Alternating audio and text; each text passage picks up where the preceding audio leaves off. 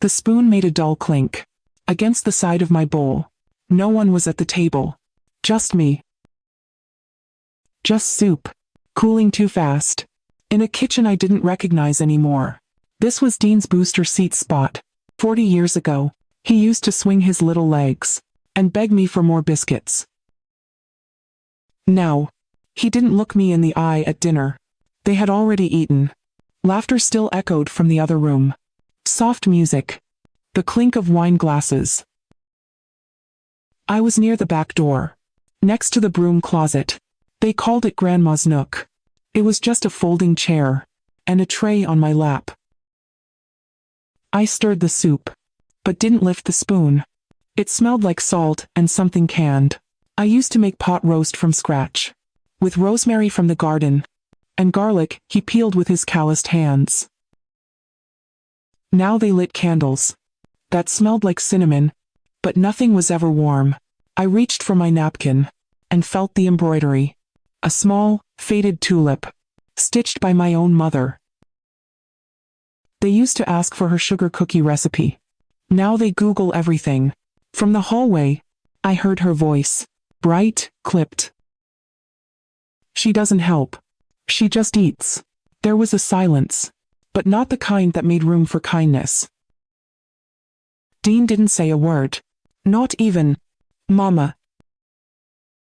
Just the clink of his fork, and her glass refilling. I lowered my eyes. The soup had gone cold. The chair beneath me creaked. As I rose, wool brushed my knees. The house key was still in my coat pocket. Stillman. No one noticed when I stepped outside. Not even the wind. But the porch light blinked once. That was enough. The taxi driver didn't ask questions. I was grateful. Words didn't come easily anymore. I held the key tight in my hand. As the car pulled away, it still held warmth. Memory. It remembered me, even if they didn't. If your family invites you to dinner, but forgets to set you a place, are you still part of it? Asterisk. The door stuck, just like it used to. You had to lift the handle a little, nudge with your knee. My husband never fixed it. He said it gave the house character. I smiled at that memory. And then the door gave in. Slowly, groaning like old bones. The air inside was cooler than I remembered. Still, a little stale. No scent of bread or lavender. The tenants had left a day ago. Rebecca didn't know I'd taken the key back. Neither did Dean. They thought the house was under Dean's name. They were wrong. My feet moved across the floorboards. They creaked the same way. That second plank by the window still gave a little squeak when I stepped on it. I used to call it our hello board. Dean would tiptoe over it as a boy, thinking I couldn't hear him sneak cookies. I always heard, but I let him think he'd gotten away with it. The house was mostly empty now. The couch was gone. The curtains replaced with blinds. The little vase by the window was missing. They'd taken out the rocking chair. I felt that more than anything. My husband read the newspaper in that chair. Every Sunday for 26 years. He never missed a week, even when his hands shook. Now, the corner looked naked, like memory had been stripped out of it. I moved toward the kitchen. The light switch still clicked the same. That sharp little sound. But the bulb flickered twice before holding.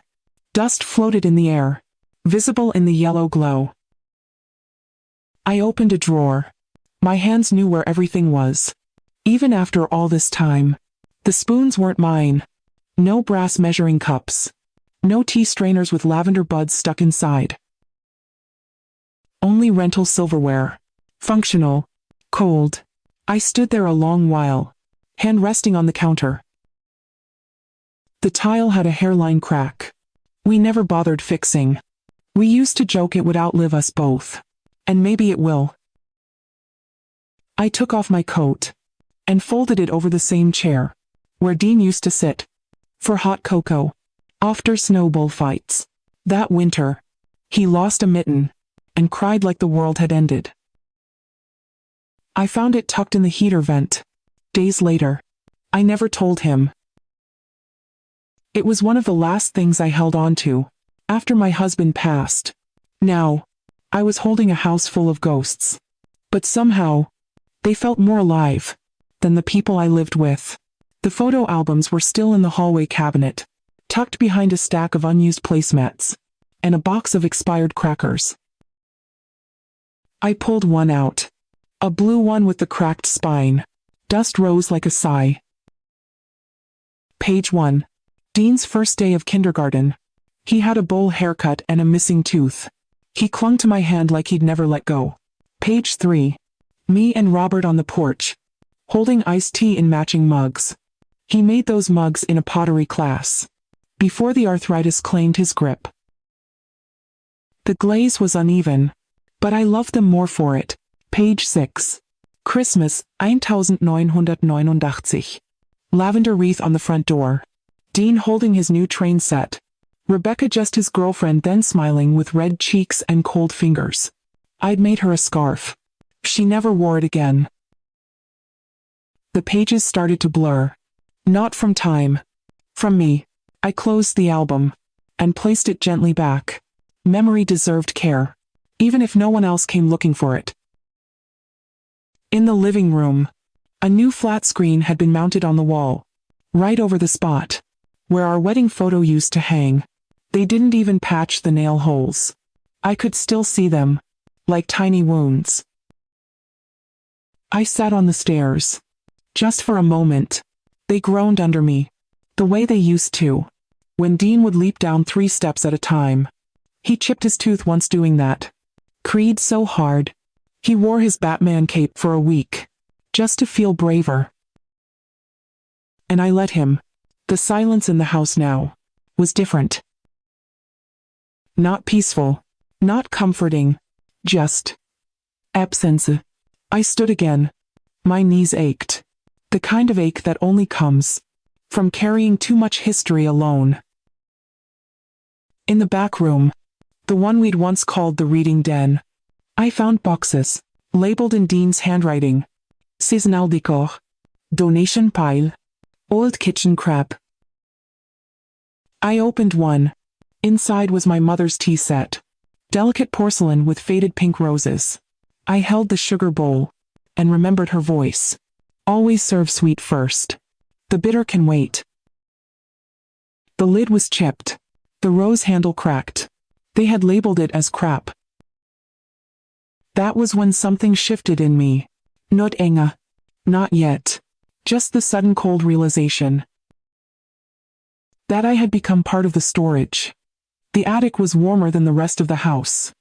Musty. Still smelled like old suitcases and cedar. I climbed the stairs slowly. One hand on the rail, the other steadying my breath. The window up there was cloudy. Spiders had made lace in the corners. But the light still came in soft golden. The trunks were just where we left them. Stacked neatly labeled in Robert's handwriting. One read. Mortgage docs. Asterisk. Another letters. 82, 91. Asterisk. And one. Simply said, Clara, keep safe. Asterisk. I sat down on the wooden floor. My knees popped in protest. The latch gave easily. Inside a blue folder and a note. In Robert's careful, slanted print. In case anything ever feels unclear, this house is yours, Clara, all of it, I made sure. I read it twice. Then a third time. My fingers trembled. Not from age, but from the weight of being seen by someone even in absence. The folder held papers, copies of the deed and notarized amendment, his will. My name. My signature. Proof that I had not imagined my place here. That I wasn't a guest in my own life. I closed the folder. Placed it gently back in the trunk. And for the first time in years I didn't feel like I was trespassing. Downstairs, the air felt different. Less heavy. Less borrowed. I opened the curtains in the living room. Let the sun spill across the floor. Watched the dust dance like it had nowhere else to go. I brewed a cup of tea, my tea, from the stash I kept in an old tin behind the spice rack. They hadn't found it. The kettle whistled. Steam rose. The scent of lavender and bergamot filled the air. It smelled like home. For a moment, I stood at the window and just breathed. I wasn't plotting. Not yet. But I was remembering who I was. And what I had built. And that was enough to begin again. The room they gave me had no windows. Just 4 beige walls, a twin bed with floral sheets that smelled like detergent, and a plastic clock that ticked too loud at night. It used to be a storage room. Now they called it Grandma's space. I didn't decorate. There was nowhere to place anything. Not the vase Robert gifted me for our 10th anniversary. Not the family photo from Cape Cod. Not even my sewing box. Rebecca said the hallway needed to stay clear of clutter. So my life stayed in boxes stacked under the folding table next to a humidifier I didn't ask for. They told me I could join dinner at 6. But the dining table had only 4 chairs. Dean. Rebecca. The baby. And one for the high chair. I ate on a stool by the island, facing the sink. The silverware didn't match. My fork was plastic that night. I said nothing. Again. Rebecca filled the air with her voice. She talked about new curtain colors, baby, sleep schedules, and a gym class she was considering. I chewed slowly, listening to the clink of glass and the hum of the dishwasher behind me.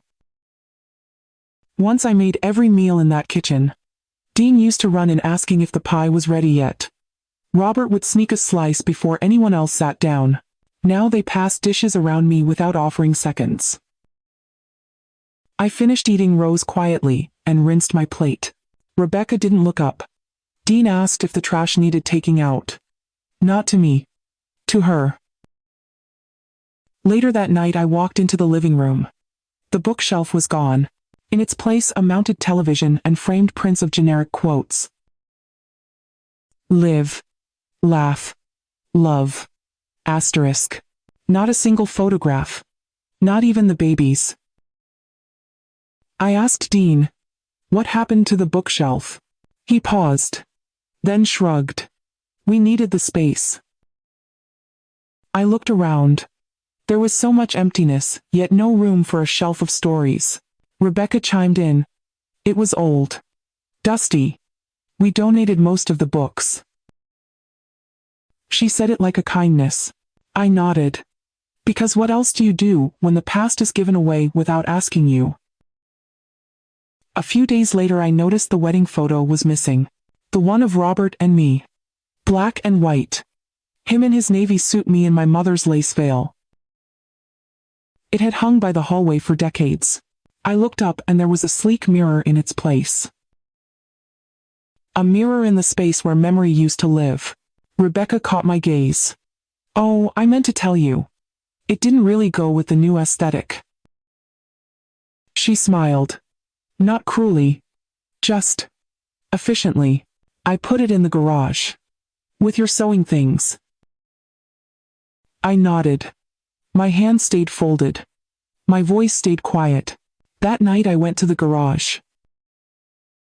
It smelled of paint and cold. My photo was leaning against an old stroller frame wrapped in a towel that wasn't mine. The glass had cracked just slightly in the corner.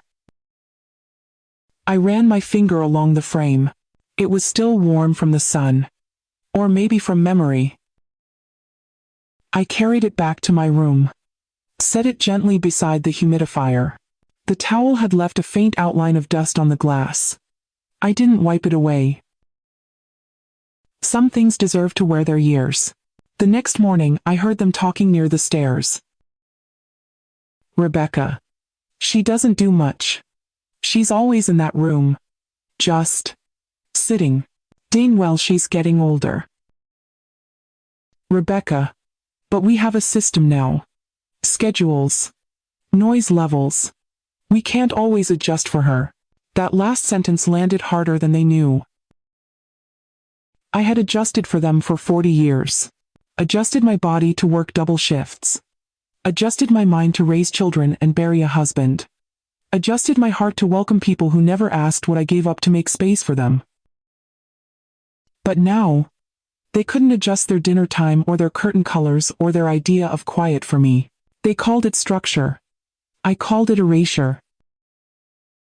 And the worst part, no one even raised their voice. No slamming doors. No angry accusations. Just a slow fade. A steady silencing.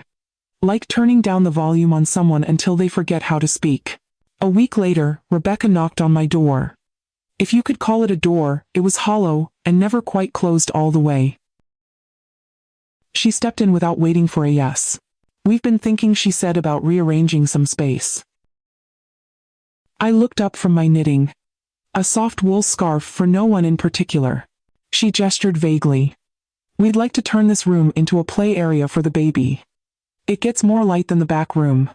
And she sleeps better with sunlight." She smiled as if sunlight had been invented last week. "You'll still have your own room," she added. "It's just the smaller one off the laundry. But we'll make it cozy." Cozy. That word again.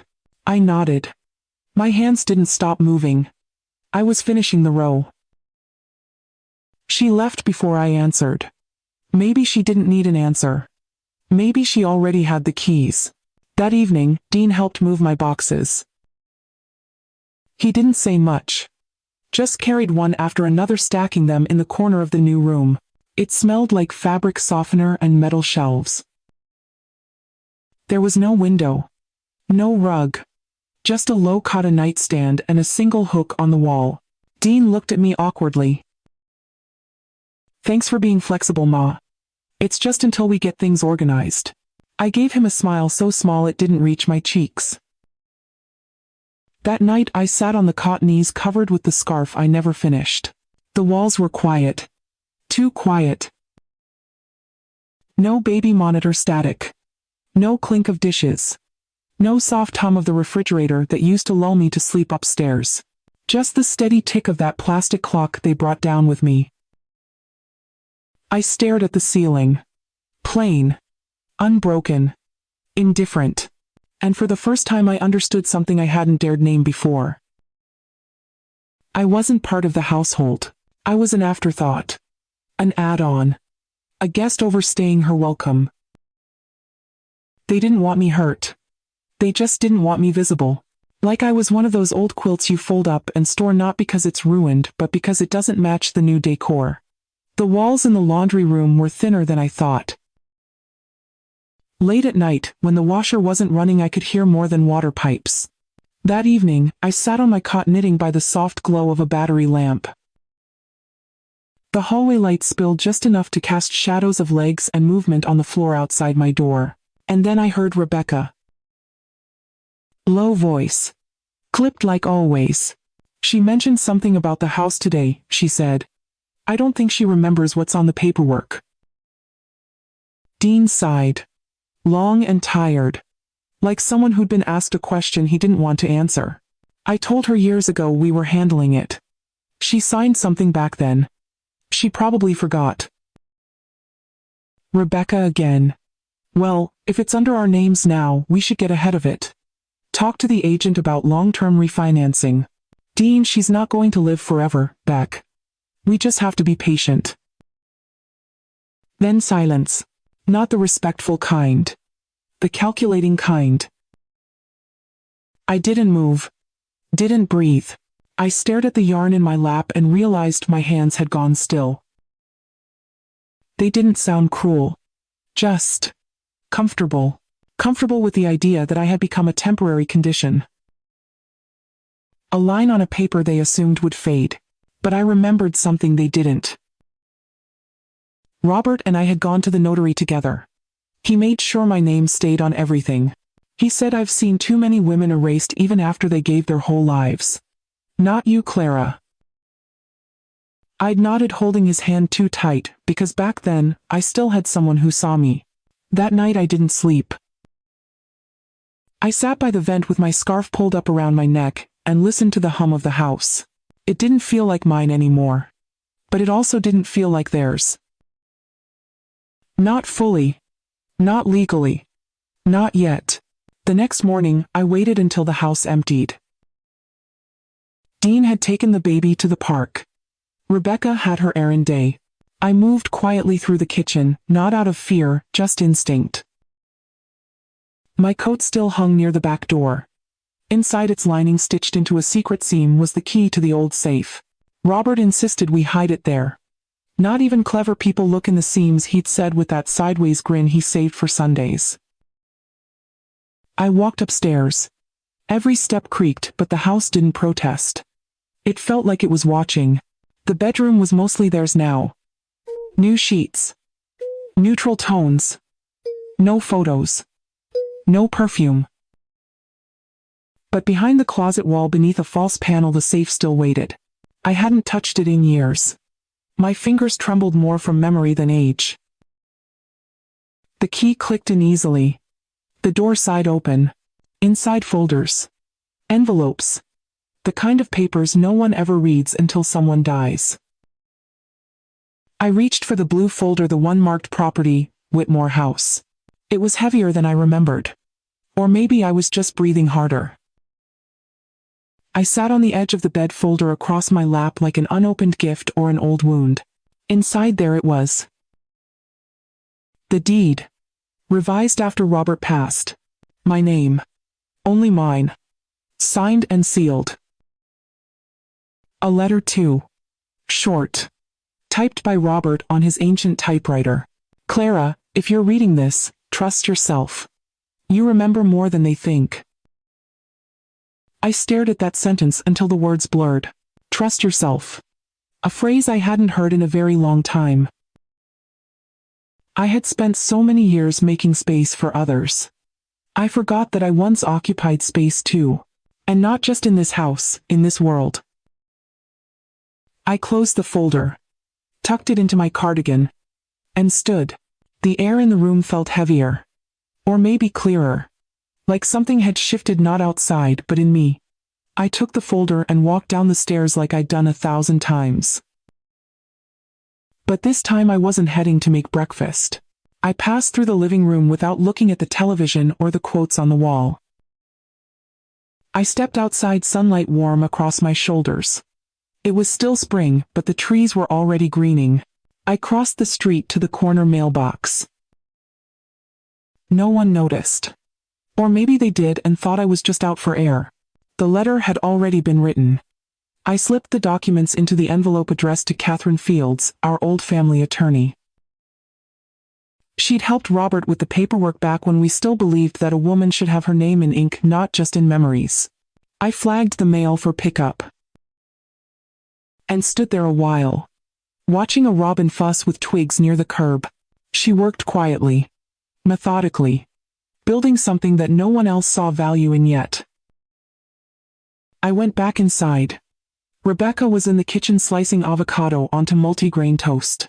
She looked up, saw me, and smiled flatly. Out for a little stroll. I nodded, hung my cardigan back by the door. She didn't ask where I went. And I didn't offer. That was how things worked now, polite omissions. Unspoken borders. A peace built on assumed ignorance.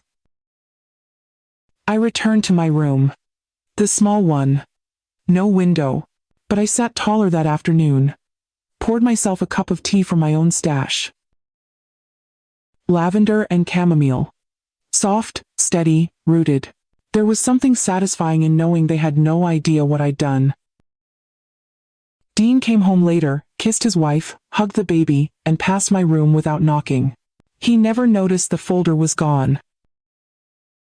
That night I slept. Not well, but deeply, like someone who had started writing the next chapter and wasn't afraid to keep going. The waiting was the worst part. 3 days passed. No phone calls, no letters. No sign that anything had changed except me. I walked around the house like a ghost who forgot how to haunt. I folded laundry no one asked me to fold. Watered plants I didn't plant. Smiled at a baby who didn't know my name. At dinner they spoke of refinancing. Rebecca said she wanted a bigger kitchen. Dean nodded. No one looked at me. I was background hum. An appliance. Functional, quiet, easy to ignore. That night, I went back to the garage. Not for the wedding photo that was already in my room tucked against the wall like a secret I couldn't bring myself to display. No, I went looking for my voice. In a tin box beneath holiday wreaths and tangled lights, I found the letters. Tied with a red ribbon, faded like old blood. Robert had written them during his final year. I never had the heart to reread them.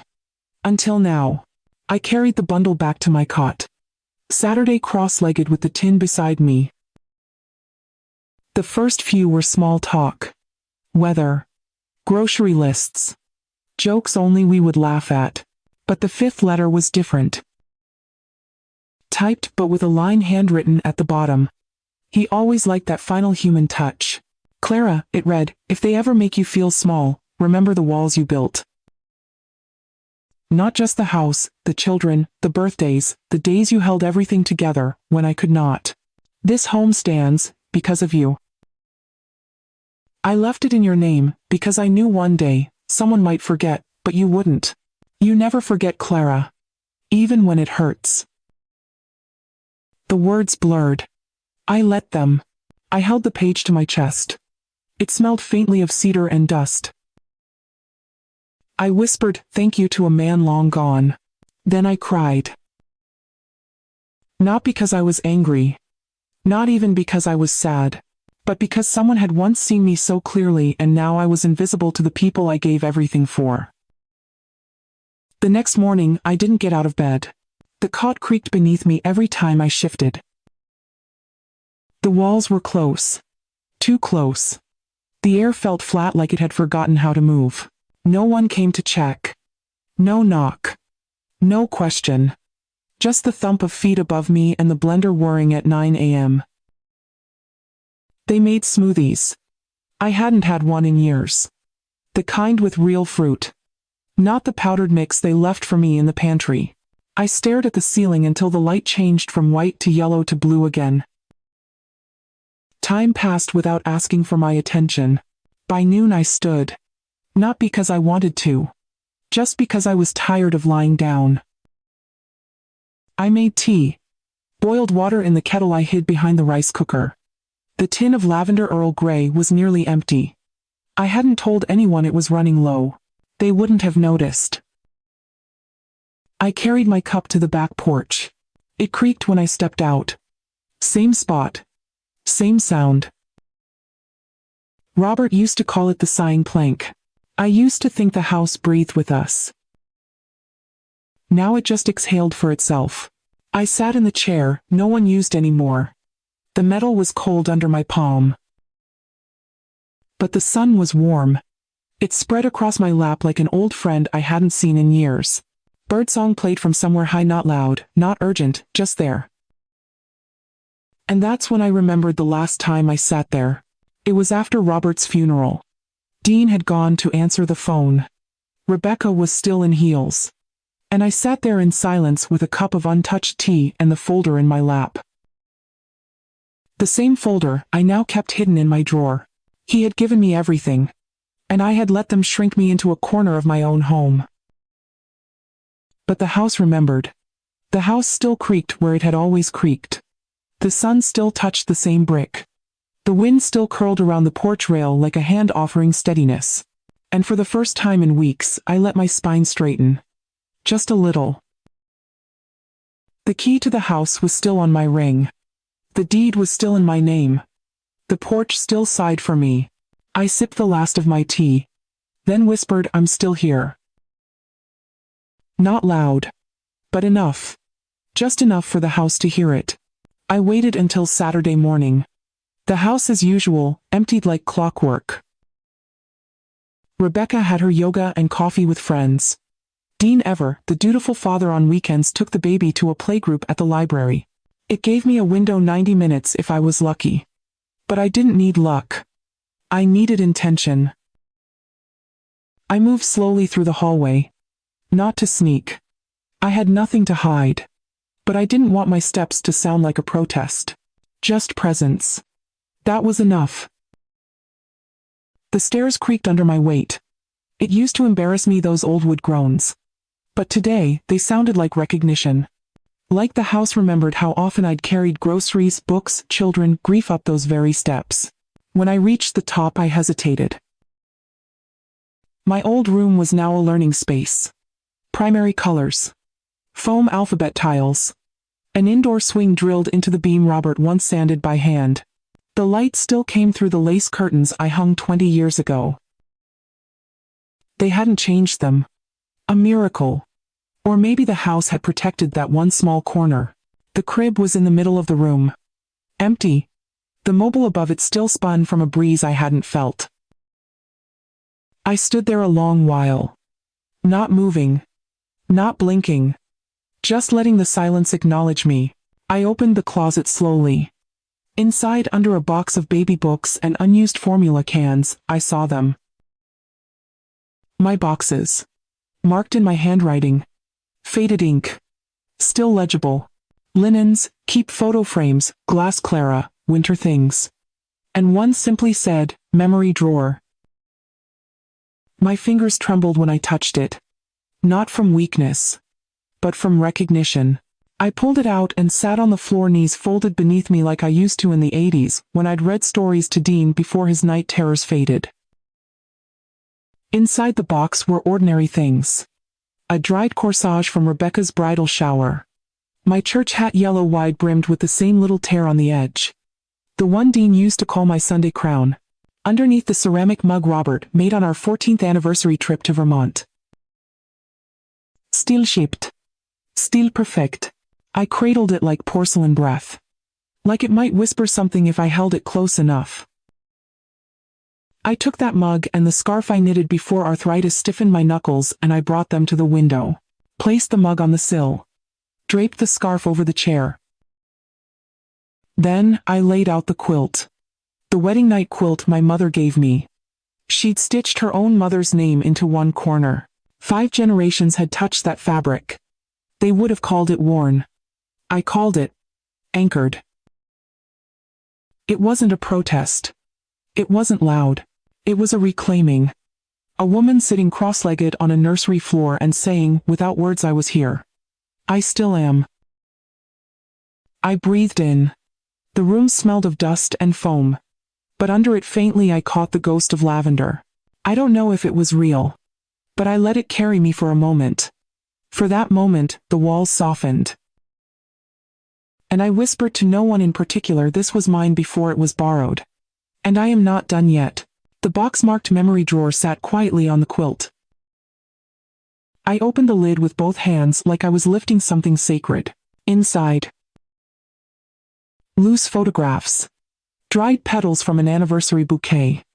My nursing badge from 1976 with the corners worn and my name slightly faded, Clara J. Whitmore, RN, Midland County General. It had clipped to my blouse for 32 years. I ran my fingers across it slowly. I remembered every shift, every night call, every patient who gripped my wrist like I was their last thread. I remembered holding a woman's hand as she whispered goodbye to a husband who never made it through surgery. She told me, don't ever let them forget you were here. I had forgotten that moment. Until now. Beneath the badge, an envelope. No name. No stamp. Just sealed. Old. Yellow dot. I turned it over. Recognized Robert's handwriting immediately. Slanted. Confident. Intentional. My breath caught in my throat. I opened it slowly, carefully peeling the edge like it might crumble in my hands. Inside, a single piece of paper. Folded in thirds. Typed. Clara, I never got to say everything. Men like me, we carry feelings like bricks. We build things with them, but we rarely hand them over. This house is our last gift. Not because of its value, but because of what we put inside it. Laughter. Sunday pancakes. The scent of your lavender drawer liners. If you're ever alone, and wondering if you still matter, come to this drawer. You put it all here. You filled every inch. You were never just someone's mother, or someone's wife. You were the breath in the walls. And they will remember. Even if they don't know how to say it. My hand pressed against my chest. Not in drama. Just to hold something still that was trembling inside. I didn't cry like I had in the garage. Not like the night I heard Rebecca's voice call me invisible without using the word number. This was different. These weren't tears of sadness. They were made of warmth. Of being remembered on purpose. I folded the letter back. Traced Robert's name at the bottom. Then I reached into the box again and pulled out an old film photo. Me holding Dean as a baby. I looked younger but tired. My hair in rollers. A stain on my blouse. But I was smiling. He was too. No filters. No staged moment. Just a second of truth captured before anyone could perform. I held the photo up to the light. And whispered, "Tell me you still see this woman." The house didn't answer. But the sun warmed my knee just slightly. And I took it as a yes. That afternoon I stepped outside with my tea. Not through the back door this time, but the front. The porch still held the imprint of every season we had lived through. The third plank still bent inward. Robert used to trip on it every summer and then pretend it was a surprise. The railing was chipped. Paint peeling like bark. But it held when I rested my palm on it. I stood there a moment. Let the sun find my face. Let the breeze find my hair. Then I saw her, Eleanor. She lived 2 houses down. Widowed like me. About 10 years younger, but her eyes held stories she didn't need to speak. She was pulling weeds in her front garden when she looked up and waved. I hadn't spoken to her in months. Not since Dean moved me in. But now she crossed the lawn with the same confident gait she'd had when we first moved here 40 years ago. "Clara Whitmore," she said. "As I live and breathe." I smiled. Genuine. It caught me by surprise. "I thought you'd moved away," she said, resting her hands on her hips. "You haven't been out in ages." "I've been indoors," I said. She nodded like she understood more than I said. "Well, it's good to see you on this porch again. You know, when I first moved in, I used to hear your wind chimes every evening. I told my husband. Now that's a home with warmth in it." I blinked. Harder than I expected. I never knew that I said softly. "Well, now you do." She looked at me a beat longer. Then added, "You still make those lemon shortbreads. The ones with the powdered sugar." I laughed. It came from somewhere deep. Somewhere dusty. "I haven't in a while." "Well," she said, "I hope you do. Some of us haven't forgotten how they tasted." She patted my arm, a gesture without pity. Just presence. Then she turned and walked back. No big goodbyes. No need. She'd said enough. I sat on the porch a while longer. The wood warm under me. The scent of early spring carried with it the memory of butter and flour, and laughter from a life that wasn't lost, just quiet. Inside that quiet, I found something unexpected: hope. Not loud. Not marching. Just rooted. Like a lemon tree planted in dry ground waiting for the next rain. The next morning I woke before the baby. Before the dishwasher whirred. Before Rebecca began her rounds of ordering the silence. I sat at the small desk wedged between the cot and the wall, tea in one hand, pen in the other. Not a journal entry. Not a confession. Just a list. Things I still own. My name. The deed. The key. Time. Silence. I underlined that last one. Silence was underestimated. People mistake it for surrender. But it's a vault. And I'd been filling mine for years. I opened the drawer. The blue folder was still there. The corner slightly bent now from being opened again and again. I had reread Robert's letter at least 12 times. It no longer made me cry. It made me remember that I was not foolish for believing in foundation. Dean had texted once the day before. Mom, did you move some stuff in the playroom? Rebecca says it felt different. I stared at the message for 2 hours. Then replied, just organizing memories. He didn't write back. And I didn't expect him to. Some truths are too inconvenient to reply to. At noon I pulled out my address book. Yes, the old one, brown leather pages soft from years of oil and thumb. I flipped to F. Fields, Catherine, attorney at law, Bloomington, IN. Still there. Still neat. Still mine. I dialed. No trembling. Just a quiet readiness. Miss Fields' office. Her assistant's voice. I remembered her too, Janet. Soft-spoken but firm. She once held my hand during probate court. This is Clara Whitmore, I said. I'd like to meet with Catherine. Privately. A pause. Then Mrs. Whitmore, of course. She's in on Thursday. Would 10:30 work? Yes.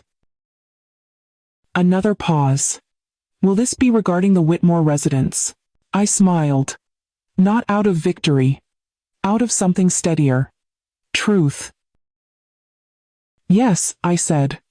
I believe it's time we talked about next steps. I hung up. Gently. No rush. No adrenaline.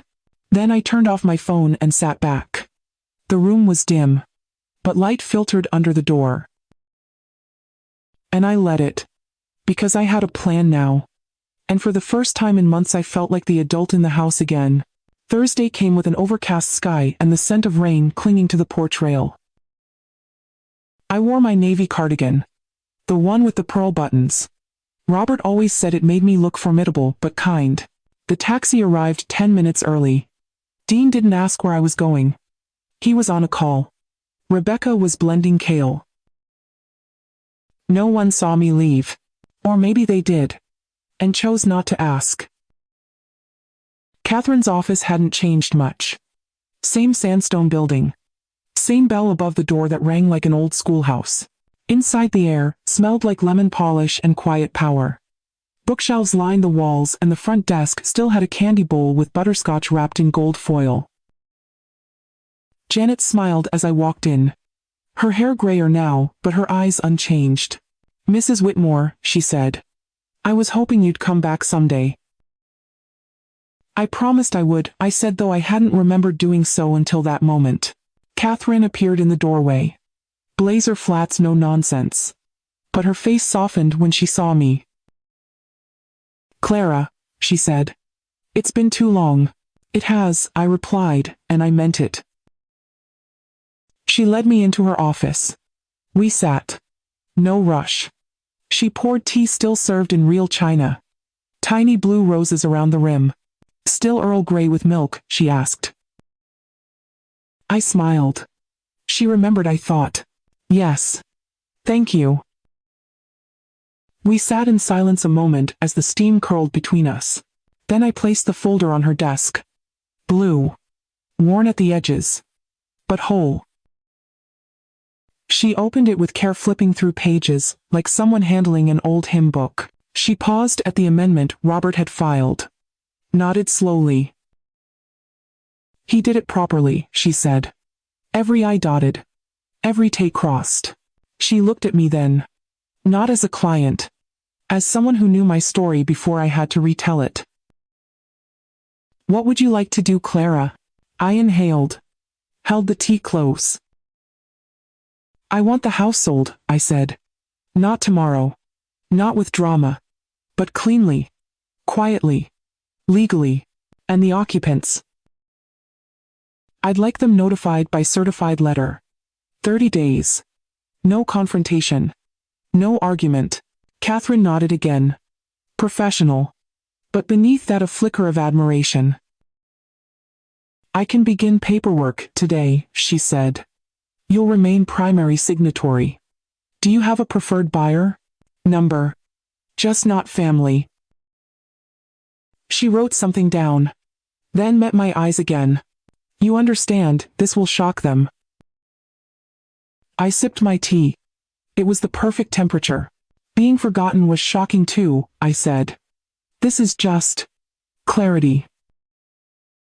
She didn't respond with sympathy. She responded with motion. A pen uncapped. A form drawn close. A woman moving with me, not for me. I signed the first page.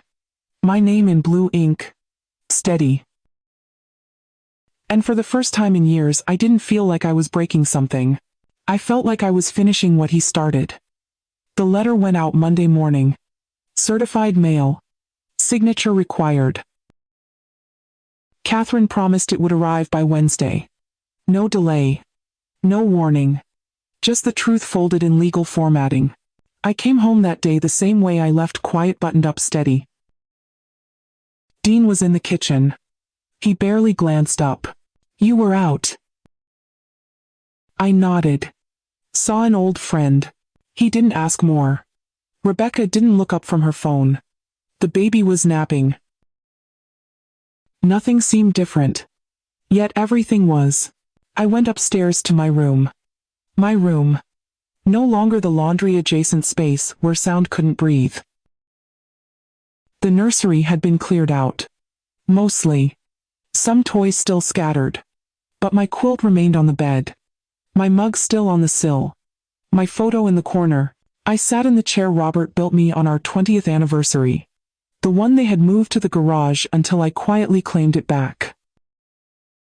The light streamed in as if it had been waiting. I closed my eyes. Let the silence settle. For the first time, I didn't feel like I was borrowing air. I was filling it. Wednesday came. Dean brought in the mail. I heard the shuffle. Then the stillness. He didn't call my name. Didn't cock. Didn't speak. But I heard it. The opening of paper. The weight of reality sinking in. Then a voice low and sharp. Rebecca. She can't do this. Can she? Dean, she already did. The walls didn't shake. No one shouted. No one came to confront me. They tiptoed. Whispered. Pretended I didn't hear. But I heard. I stayed in my chair until the sun began to fade. Until the light that used to spill in turned golden and soft like candlelight against the walls I once painted. Later that evening, Rebecca passed me in the hallway. Her lips parted as if to say something. But she didn't. Instead, she looked at the door to my room and for once didn't call it the baby's space. She said nothing. And I said less. Because when a woman reclaims her name, her voice doesn't need to raise. It only needs to return. I closed the door gently. Saturday on the bed. Hands folded.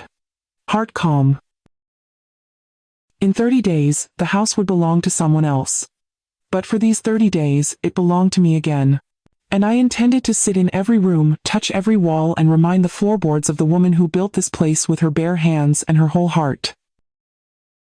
The clock on the wall ticked louder than usual.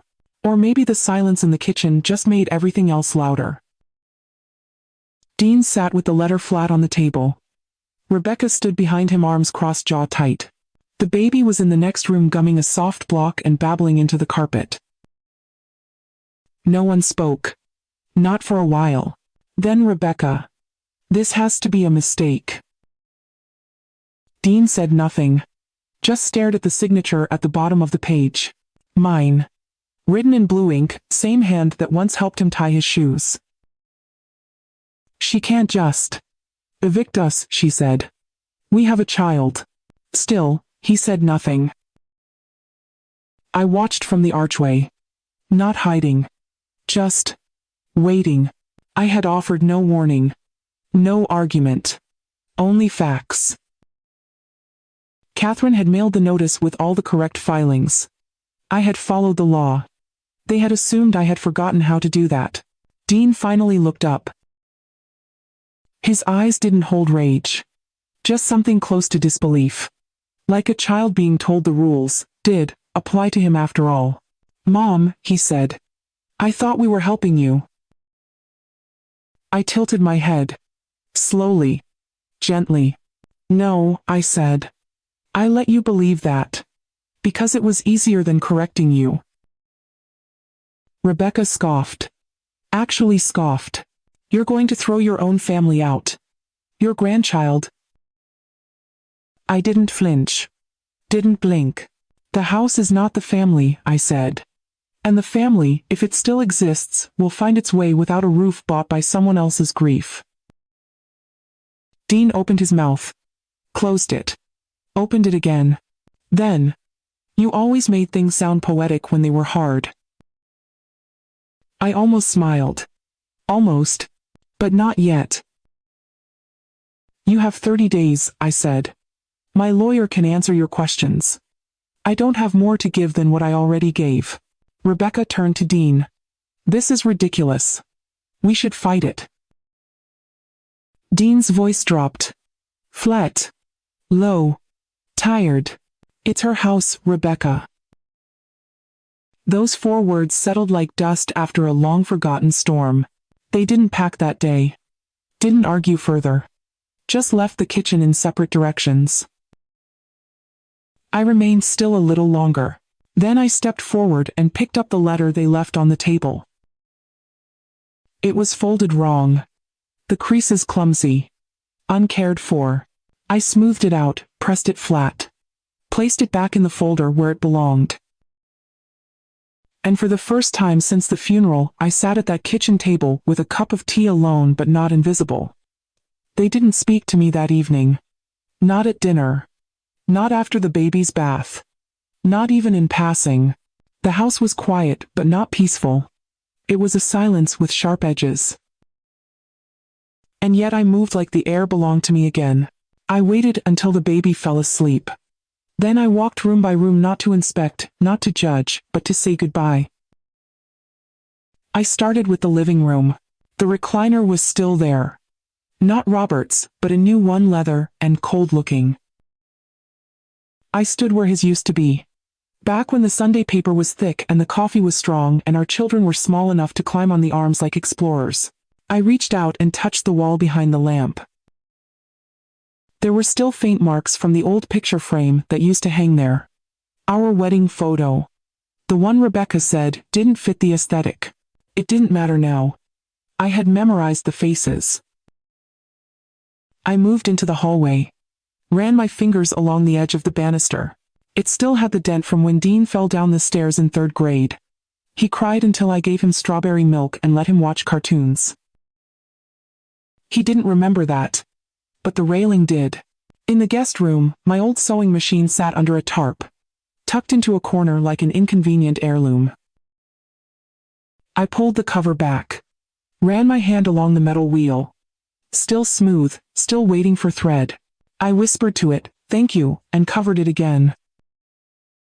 In the kitchen I stood barefoot on the tile and closed my eyes.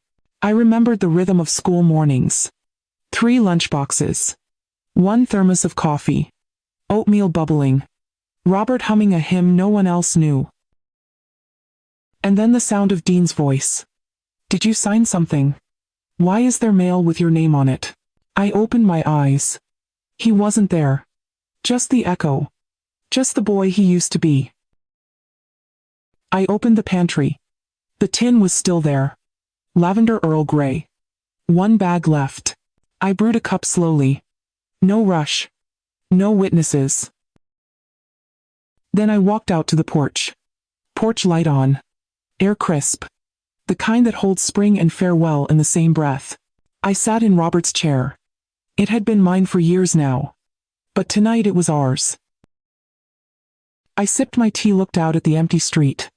The wind brushed past my cheek like a hand I used to know. And I said aloud, "I think I'm ready to let go."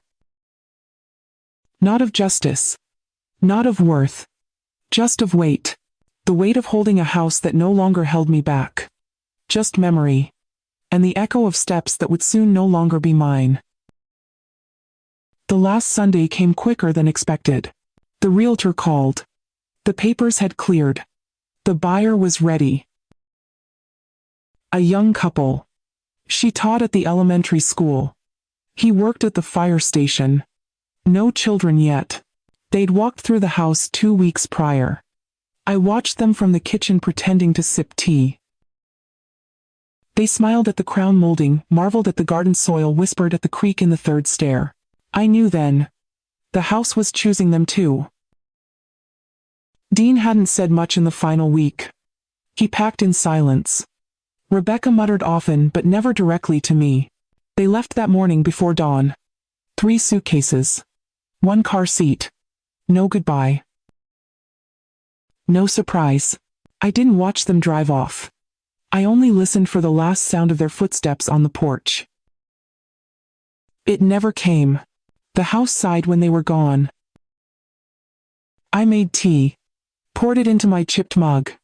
Saturday in the chair by the front window. And waited. At 10:00 a.m., the doorbell rang. Catherine arrived. Blazer sharp. Shoes practical. Eyes soft. She didn't hug me. We weren't that kind of friends. But she smiled like she had known exactly what this cost. Are you ready? She asked. I nodded. No words needed.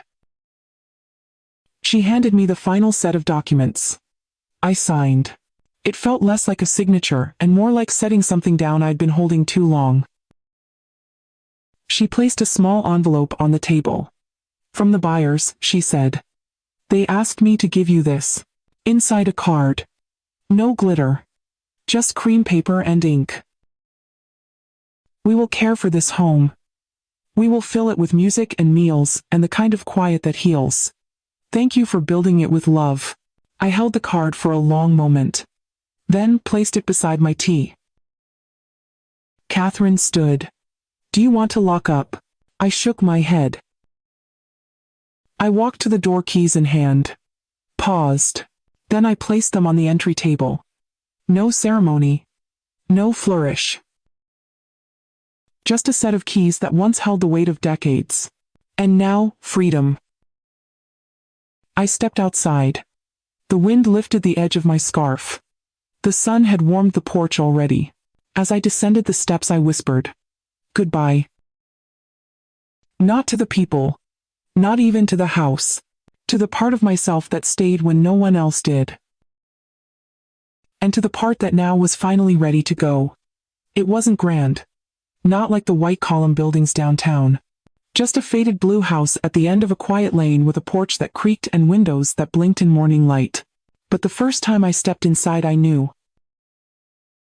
This house wasn't asking to be saved. It was offering me a second chance. We called it the Lavender House. A home for women like me. Not patients.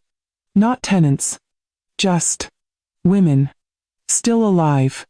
Still full of stories no one had asked about in years. It started with 3 of us. Margaret, who hummed old jazz through her teeth. Elaine, who crocheted with a grace I envied. And me, Clara, with a chipped mug and a drawer full of quiet resolve. We painted the front steps ourselves. Replanted the garden. Hung curtains the color of chamomile. There was no mission statement. Just one rule. You matter here. Some days we said nothing. Just brewed tea and let the silence breathe.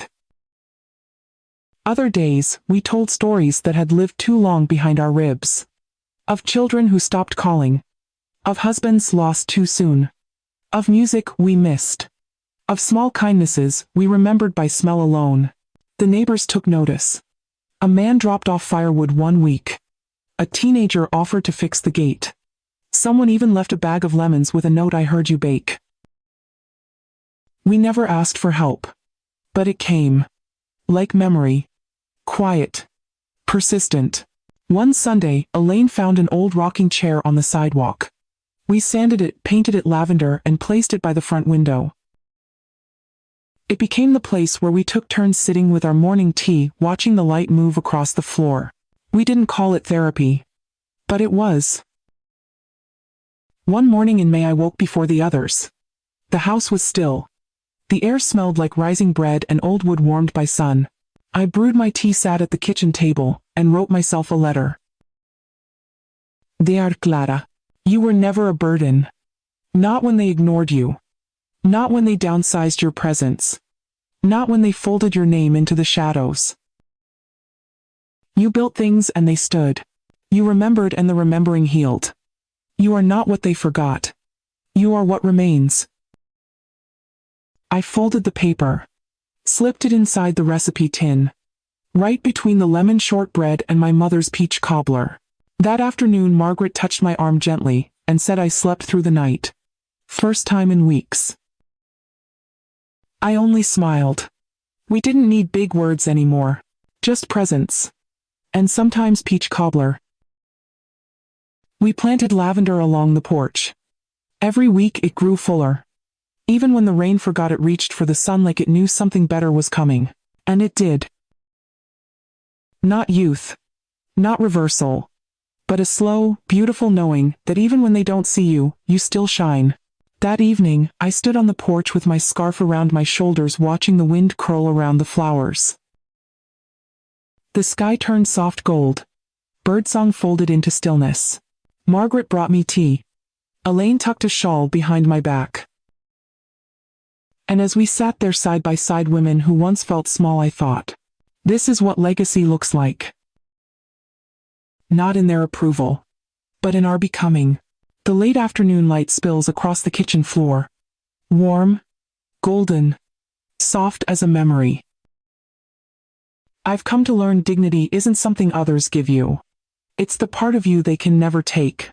What moment in your life made you feel seen again? We'd be honored to hear it. You are not alone. Your quiet journey matters. More than you know. Subscribe to Grandma Radio, where every story is a second chance.